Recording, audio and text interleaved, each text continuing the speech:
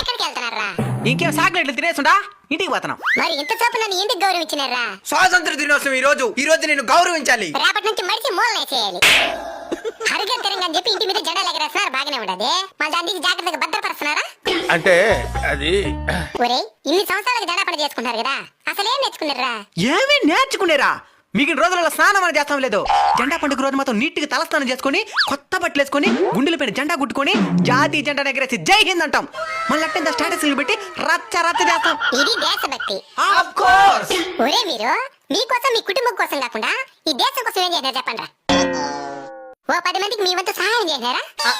పోనీ ఎవడని ఎరిగితే చూసి ఓర్చుకోగలుగుతున్నారా? పోనీ మీ చుట్టూ ఉన్న ప్రకృతినైనా సరిగ్గా చూసుకున్నారా? ఒక ముళ్ళు గుచ్చుకుంటే తట్టుకోలేరు మీరు. అలాంటిది ఎంతో మంది వాళ్ళ తలాన్ని తెంచుకుంటే కానీ మీకు ఈ స్వతంత్రం రాలేదు. దీన్ని సరిగ్గా ఉపయోగించుకోండి.